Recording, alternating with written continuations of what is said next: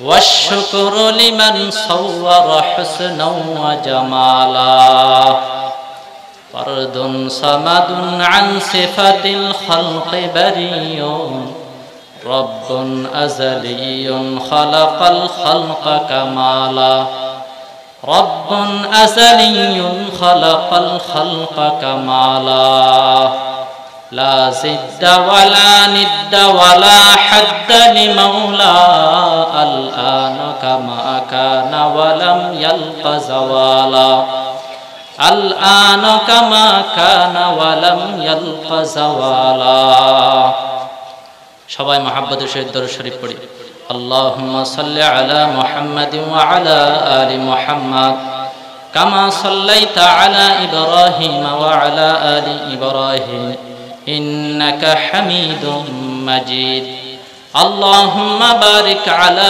মুহাম্মাদিন ওয়া আলা আলি মুহাম্মাদ কামা বারাকতা আলা ইব্রাহিম ওয়া আলা আলি ইব্রাহিম ইন্নাকা হামিদুম মাজিদ। মহান রব্বে করিমের দরবারে লাখো কোটি শুকর ও সুজুদ যে মহান রব্বুল আলামিন আঞ্জুমানে কাসেমিয়ার পক্ষ থেকে আয়োজিত 2 দিন ব্যাপী তাফসীরুল কোরআন মাহফিল আমাদেরকে ধৈর্য ধারণ করে কিছু আলোচনা শোনার জন্য বসার তৌফিক দান করেছেন। সবাই কালিমাতুশ শুকর আদায় করে আলহামদুলিল্লাহ।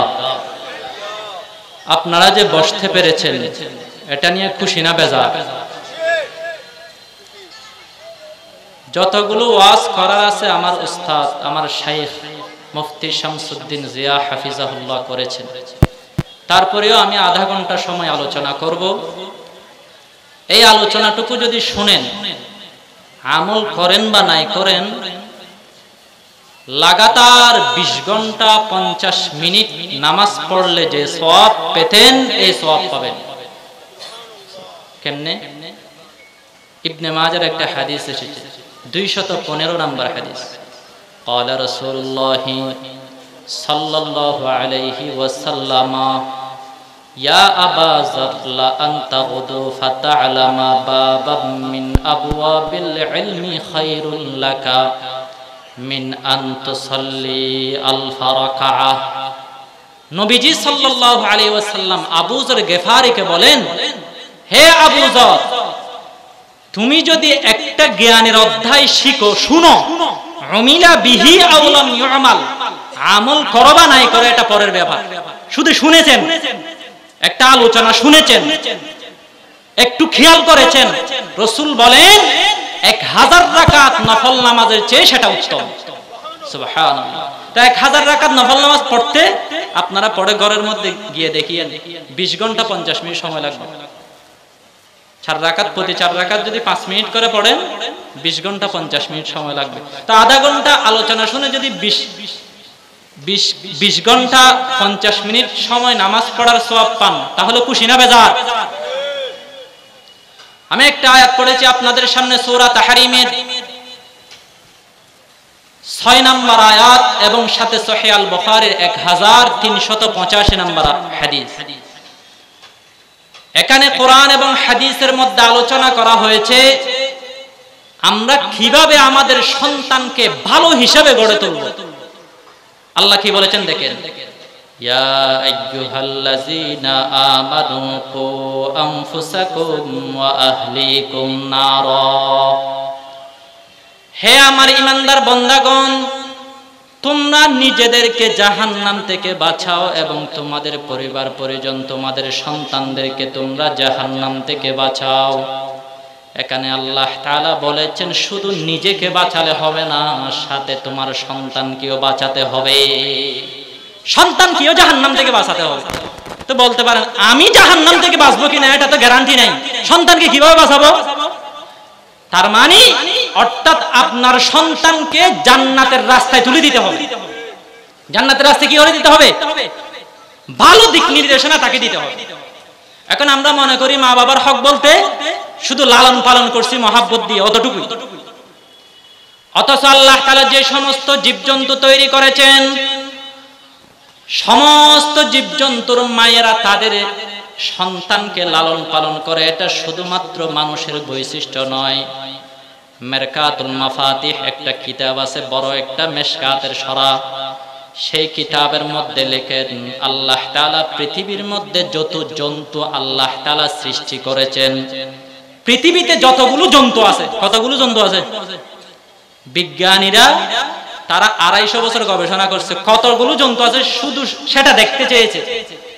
ওরা শুধুমাত্র 16 লক্ষ মতো ধরনের জন্তু পেয়েছে, মানে 16 লক্ষ ধরনের, মানুষ, গরু, ছাগল এরকম আর কি। ওরা ধারণা করতেছে প্রায় 1 লক্ষ কোটি ধরনের জন্তু থাকতে পারে। আল্লাহ তাআলা যত জন্তু এই দুনিয়ার মধ্যে সৃষ্টি করেছেন সবাই তাদের সন্তানকে লালন পালন করেন। সন্তান লালন পালন করা এটা শুধুমাত্র মানুষের বৈশিষ্ট্য নয়। শুধুমাত্র সন্তান লালন পালন করে নিজেকে দায়িত্ব মুক্ত ভাবতে পারবেন না। মোল্লা আলী কারি রহমাতুল্লাহ আলাইহি বলেন শুধুমাত্র একটা জন্তু আছে, যে জন্তুটা সন্তানকে লালন পালন করে না, আল্লাহ সেই জন্তুটাকে ছোট থেকেই তৈরি করে। মা বাবাকে দেখতে হয় না। জন্তুটা কি জানেন? আমাদের বাড়ির পাশে থাকে কাউয়া, কাকের কাক। কাক যখন ছা যখন ফুটাই তখন মা দেখে আমি একটা খালুনি, কাউয়া কালো না, তা আবার সন্তান একটা হয়েছে যে সেটা কি সাদা, তা আমি কালুনি থেকে আবার সাদা হইল কিভাবে, এরকম মনে করে সন্তানকে ছেড়ে চলে যায়। আল্লাহ তাআলা সে সময়ের মধ্যে সে কাকের বাচ্চার মধ্যে একটা সুগন্ধি তৈরি করে দেয়। সেই সুগন্ধির কারণে বিভিন্ন স্থান থেকে পোকামাকড় গিয়ে সেই কাউয়া সেই কাকের বাচ্চার চারিদিকে ভোঁ ভোঁ করে ঘুরতে থাকে। সেই বাচ্চাটা সেখান থেকে একটা একটা খেতে খেতে এক পর্যায়ে সে একটা বড় কাকে পরিণত হয়। সুবহানাল্লাহি ওয়া বিহামদিহি। তো এই কাকের বাচ্চাকে কাক মানে কাউয়ার বাচ্চাকে কাউয়ার মা পালন করে না, আল্লাহ সরাসরি তার শরীরের মধ্যে খুশবু তৈরি করে দেয় এবং রিজিকের ব্যবস্থা হয়ে যায়।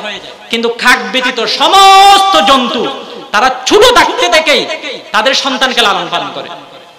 বাড়িতে দেখেন না মুরগি বাচ্চাকে কত সুন্দর করে খাওয়ায়, সামনে বিড়াল আসছে তার সাথে ঝগড়া করার জন্য দাঁড়িয়ে যায়, মানে মুরগি আর কি, বাচ্চাকে যেন কোনো ক্ষতি না হয়, কিরকম মহব্বত। সন্তানকে আদর যত্ন করে আপনি লালন পালন করবেন, সেটা শুধুমাত্র আপনার হক নয়। রাসূল বলেছেন শুআবুল ঈমান একটা হাদিসের কিতাব আছে, সেই কিতাবের মধ্যে নবী করিম সাল্লাল্লাহু আলাইহি ওয়াসাল্লাম বলেন, হে আমার উম্মতের নরনারী, তোমরা প্রত্যেকজন একজন বাবা হিসাবে এবং একজন মা হিসাবে তোমাদের সন্তানের কিছু কর্তব্য তোমাদের উপর রয়েছে। যদি এই কর্তব্যগুলো যদি পালন না করো, কিয়ামতের দিন আল্লাহর কাছে একজন জালেম হিসাবে আল্লাহর বিচারের কাঠগড়ায় দাঁড়াতে হবে। হকগুলো আদায় করতে হবে। সন্তানের হকগুলো কি করতে হবে? কিছুদিন আগে একজন খুনিকে ফাঁসির অর্ডার করলো বিচারক। তো ফাঁসির যখন অর্ডার করলো তার থেকে জিজ্ঞাসা করলো তোমার শেষ ইচ্ছা কি? সে বলতেছে আমার শেষ ইচ্ছা হলো আমার মায়ের সাথে কথা বলা। মাকে সেই খুঁড়ের মধ্যে হাজির করা হলো। সন্তান বলে আম্মা জান, মৃত্যুর আগে ফাঁসিতে চড়ার আগে আমি আপনার সাথে একটু কথা বলতে চাই। মা বললেন ঠিক আছে হে আমার সন্তান, তোমার সাথে আমি কথা বলবো। কথা বলার জন্য যখন তার মুখের পাশে নিয়ে যাই, তখন সে ডাকাত অর্থাৎ সে ফাঁসির অর্ডার হয়ে গেছে এরকম আসামি তার মায়ের কানের মধ্যে কামড় দিয়ে তার কান নিয়ে নেয়। মানে মায়ের কানে কামড় দিয়ে কানটা নিয়ে নেয়। জজ বলল তুই এত বড় অপরাধ করেছস, তোর ফাঁসির অর্ডার হয়ে গেছে, আবার মায়েরও নাফরমানি করতেছস, এটা কি রকম? আবার মায়ের কানের মধ্যে যে কামড় দিয়ে মায়ের কান নিয়ে ফেলছস। সে বলতেছে আমি আমার মায়ের কানে কামড় দিই নাই, আমি কামড় দিয়েছে আমার মায়ের বিবেকে। ছোটকালে যখন আমি ছেলেদের সাথে যখন ঝগড়া করতাম, তখন আমার মা বলতো খবরদার পিঠা দিয়ে আসবি, খেয়ে আসবি না। ঝগড়া হলো বললো মার দিয়ে আসবি, মার খেয়ে আসবি না। এই শিক্ষাটা পাওয়ার কারণে আমি আজকে খুনি হয়েছি। আজকে এই ফাঁসিতে উঠার কারণ আমার মা আমাকে সঠিক শিক্ষা দেয় নাই, যার কারণে আজকে আমাকে ফাঁসির মঞ্চে উঠতে হয়েছে। যদি আমার মায়ের শিক্ষা যদি আমি পেতাম, আজকে ফাঁসির মঞ্চে উঠতে হতো না। এজন্য নবী করিম সাল্লাল্লাহু আলাইহি ওয়াসাল্লাম বলেন, সহিহ বুখারীর হাদিস, قال رسول الله صلى الله عليه وسلم كل مولود يولد على الفطرة فأبواه يهودانه أو ينصرانه أو يمجسانه প্রত্যেকজন সন্তান নিষ্পাপ হিসাবে ভালো মন মস্তিষ্ক নিয়েছে জন্মগ্রহণ করে, কিন্তু মা বাবার পরিচালনার কারণে সে অমুসলিম হয়ে যায়, ইহুদি নাসারা হয়ে যায়। মা বাবার শিক্ষা না দেওয়ার কারণে সে গাজাটি হয়ে যায়, জুয়াটি হয়ে যায়। মা বাবার শিক্ষা না পাওয়ার কারণে সে এক সময় সমাজের জন্য কলঙ্ক হয়, মা বাবার মুখে ছাই হয়। আর পক্ষান্তরে মা বাবার সঠিক শিক্ষা পায়, সেই সন্তান এক সময় দেশ ও দেশের জন্য একজন উজ্জ্বল নক্ষত্রে পরিণত হয়। মা বাবার অবদান আছে, মা বাবাকে খেয়াল করতে হবে আমার সন্তান যেন ভালো হয়। আরেকটা কথা বলি, কষ্ট লাগতেছে? মানুষের মধ্যে সবচেয়ে ভালো মানুষ কোনটা? মুহাম্মদুর রাসূলুল্লাহ। সন্দেহ আছে? ওনার মা বাবা ছিল কিনা? ছিল। বাবার নাম আব্দুল্লাহ, মায়ের নাম আমেনা। এবং পৃথিবীর মধ্যে সবচেয়ে খারাপ মানুষ কে? পৃথিবীর মধ্যে সবচেয়ে খারাপ মানুষ কে জানেন নি কেউ? অনেকে বলে ফেরাউন, অনেকে বলে আবু জাহাল।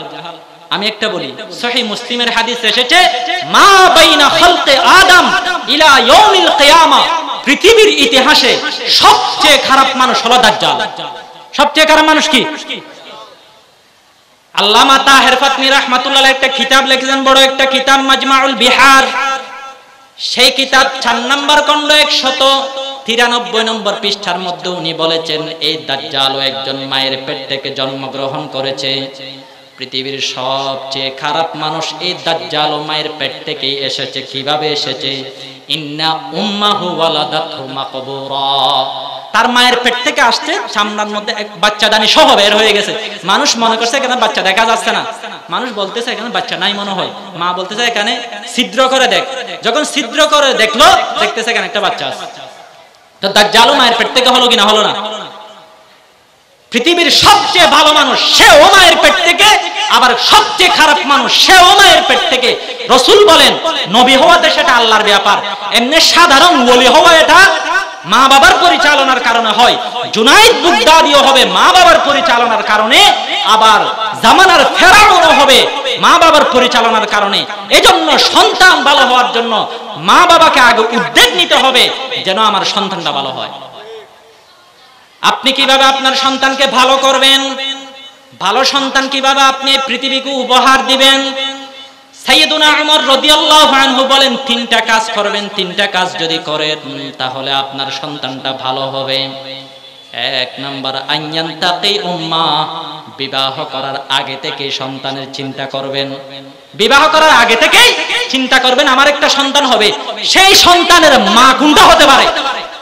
একজন নামাজি একজন মহিলা বিবাহ করবেন কিরকম মহিলা? নামাজি মহিলা, দিনদার একজন মহিলা বিবাহ করবেন। 2 নাম্বার, জন্মগ্রহণ করলে একটা সুন্দর নাম রাখবেন। 3 নাম্বার, একটু বুদ্ধি হলে তখন তাকে ভালোভাবে উপদেশ দিবেন। একটা ব্যাখ্যা করি। প্রথমে বলছে, এটা এখনো আপনি বিয়ে করেন নাই, বিবাহ করেন নাই, আপনার সন্তানও হয় নাই, এখন থেকে আপনাকে পদক্ষেপ নিতে হবে। এখনো যারা বিবাহ করেন না তারা একটু ভালো করে শুনেন। বিবাহ করার সময় কি রকম মেয়ে বিবাহ করবেন? যেখানে সারিফত ফার্নিচার দেখানে না, হ্যাঁ, দিনদার দেখে কি করতে হবে? বিবাহ করতে হবে। قال رسول الله صلى الله عليه وسلم تنكح المرأة لأربع: لمالها ولحسبها ولجمالها ولدينها فاظفر بذات الدين।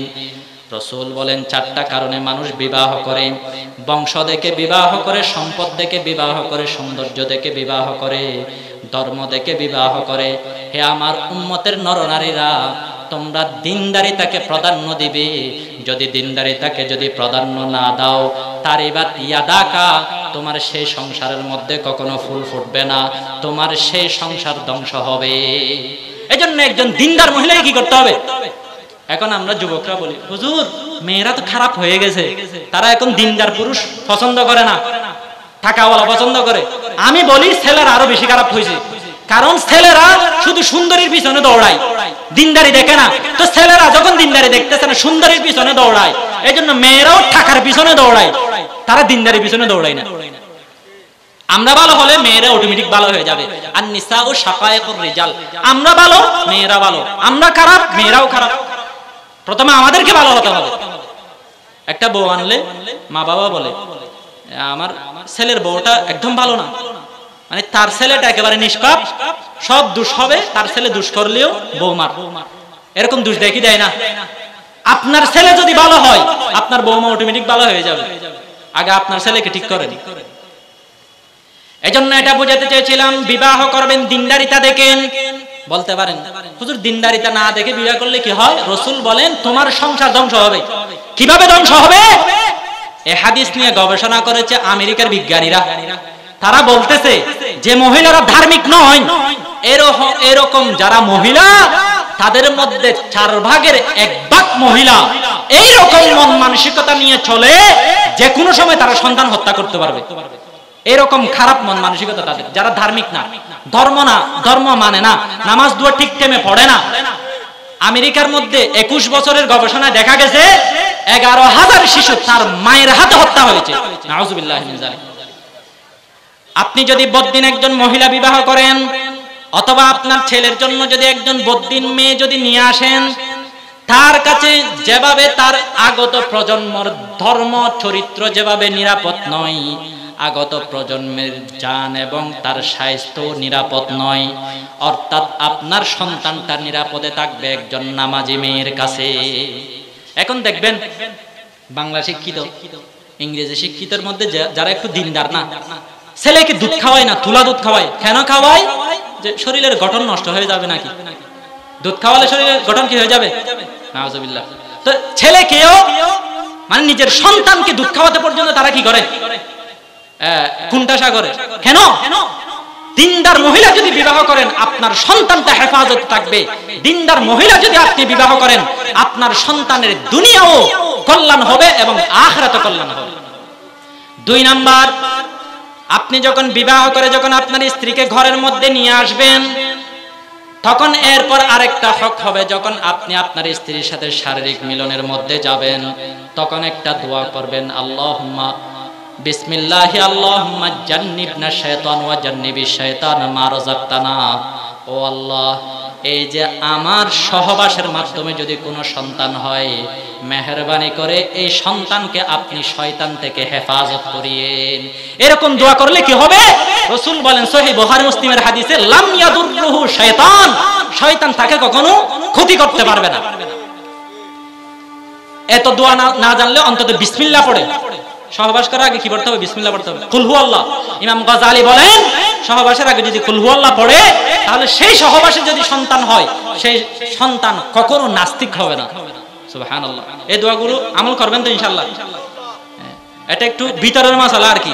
বিসমিল্লাহ পড়ে এবং দোয়াটা পারলে পড়ে অথবা কুল হুয়াল্লাহ শরীফ পড়ে, তারপরেই স্ত্রীর সাথে মিলিত হতে যাও। এটা হলো আরেক ধাপে আর কি।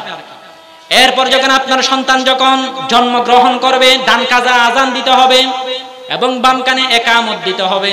যদি আপনি আযান দেন তাহলে আপনার সন্তানের কানে সর্বপ্রথম দ্বীনের আওয়াজ ঢুকবে।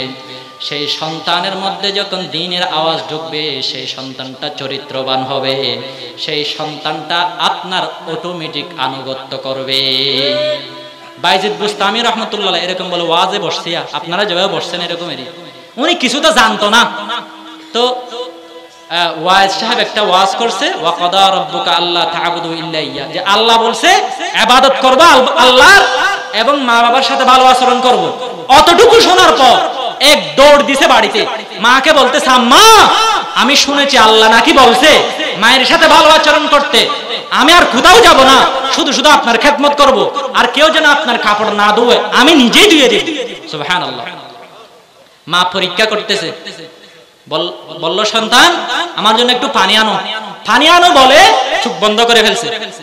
পানি আনতে আনতে মা ঘুম, একেবারে তাহাজ্জুদের সময় হয়ে গেছে। মা ঘুম থেকে উঠে দেখে সন্তান গ্লাস নিয়ে দাঁড়ানো। মা বলল হে সন্তান তোমাকে পানি আনতে বলছিলাম, রেখে তো তুমি চলে যেতে পারতে, তুমি এরকম নিয়ে দাঁড়িয়ে থাকছো কেন? বাইজিদ বুস্তামি বলেন হে আমার মা, আল্লাহ তো বলেছে মা বাবার সাথে ভালো আচরণ করার জন্য, আমি যদি গ্লাসের পানি যদি রেখে যাই, আপনি হয়তো ঘুম থেকে ওঠার পর আমাকে না দেখে না বুঝে আপনি মনে করবেন আমার সন্তান, এজন্য আমি দাঁড়িয়ে থাকছি। তখন মা দোয়া করে দিছে, হে আমার সন্তান, তুমি অনেক বড় আল্লাহর ওলি হবে। সেই সন্তান বাইজিদ বুস্তামি, যে একজন ছিল সাধারণ মানুষ, সে এক সময় যুগ শ্রেষ্ঠ আল্লাহর ওলিয়ে পরিণত হয়েছে। সুবহানাল্লাহ। তো ওয়াজ শোনার পর আমাদের সন্তানদেরকে ওয়াজ একেবারে ভরে দিলেও কাজ হয় না। তা ওকে একটু আয়াত শোনার পর কেন কাজ হয়েছে? কারণ মা বাবা সুন্দর করে শিক্ষা দিতে জানছে। সমস্যা মা বাবা সুন্দর করে শিক্ষা দিতে জানছে, এই জন্য মা বাবাকে সুন্দরভাবে মা বাবার দায়িত্ব যে সন্তানকে সুন্দরভাবে শিক্ষা দিতে হবে, ভালো ভালো উপদেশ দিতে হবে। জানি না, আমি তো উপদেশ দিতে জানি না, তাহলে অন্তত ওয়াজ মাহফিল হলেও পাঠিয়ে দিবেন, তাবলীগ হলেও পাঠিয়ে দিবেন, আলেমদের সাথে সম্পর্ক গড়ার ব্যবস্থা করে দিবেন। রাসূল বলেন যে আপনার সন্তানকে জাহান্নাম থেকে বাঁচানো, আপনার সন্তানকে হুসনে তারবিয়াত অর্থাৎ সুন্দরভাবে শিক্ষা দেওয়া, এটা আপনার দায়িত্ব। আব্দুল্লাহ ইবনে ওমর বলেন, কিতাবুজ জুহুদের মধ্যে হাদিসটা এসেছে, যদি কোনো মা বাপ যদি সন্তানের হক আদায় না করে, কিয়ামতের দিন আল্লাহ দাঁড় করিয়ে জিজ্ঞাসা করবেন, কেন তুমি তোমার সন্তানকে ভালো শিক্ষা দাও নাই? তবে মা বাবা যদি কোন রকমের একেবারে কোন হক আদায় নাও করে, তারপরেও সন্তানের অধিকার নাই মা বাবাকে গালিগালাজ করার। একজন মা শুধু জন্ম দিছে, একজন বাবা শুধু জন্ম দিছে, আর কোনো উপকার তার সন্তানের করে নাই, তারপরেও সেই সন্তানের জন্য বৈধ হবে না তার মা বাবার দিকে চোখ রাঙিয়ে থাকানো। যদি মা বাবার দায়িত্ব হলো হক আদায় করা, তবে মা বাবা হক আদায় না করলেও সন্তানের অবশ্যই ফরজ মা বাবার সাথে ভালো আচরণ করা। আল্লাহ তাআলা আমাদের সবাইকে বুঝার এবং আমল করার তৌফিক দান করুক। ওয়া আখির দাওয়ানা আলহামদুলিল্লাহি রাব্বিল আলামিন।